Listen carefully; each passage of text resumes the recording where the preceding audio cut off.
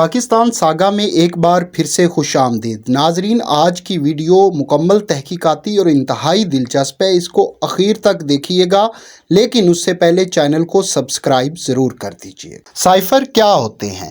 دنیا ایک global village ہے اور ہر ملک دوسرے ملک کے ساتھ تعلقات رکھتا ہے، جس کے لیے وزارت خارجہ کا محکمہ ہوتا ہے۔ وزارت خارجہ دوسرے ممالک کے اندر اپنے نمائندے تعینات کرتی ہے۔ ان نمائندوں کو سفیر کہا جاتا ہے۔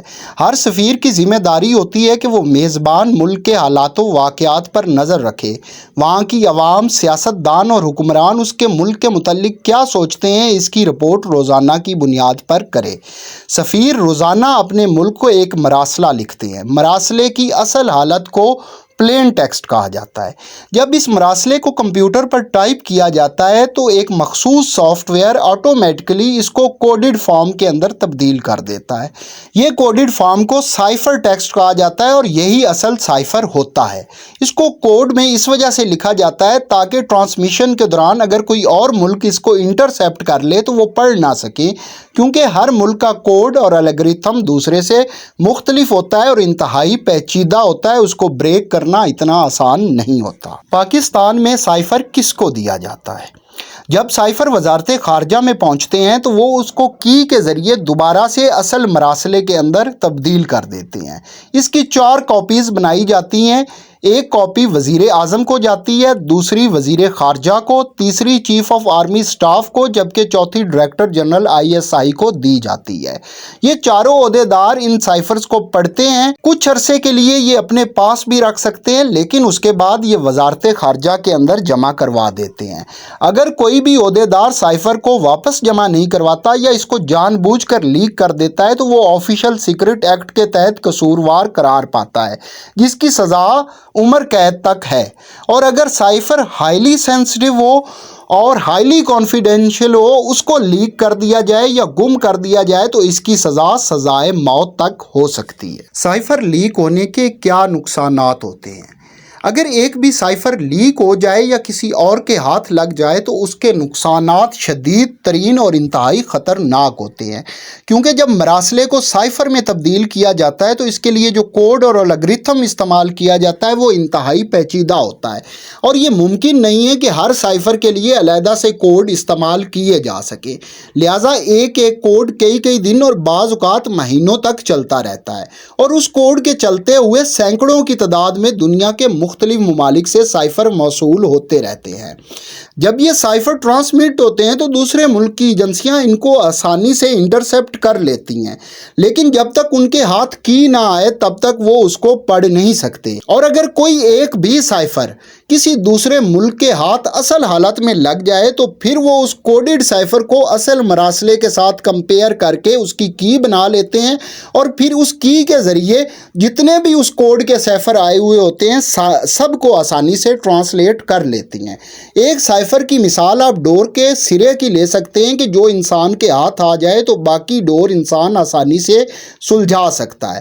اس طرح ایک سائفر لیک ہونے کی صورت میں باقی تمام سائفرز کو بے نقاب کر دیتا ہے اور آپ کی سفارتی گفتگو دوسرے ممالک کے ہاتھ لگ جاتی ہے۔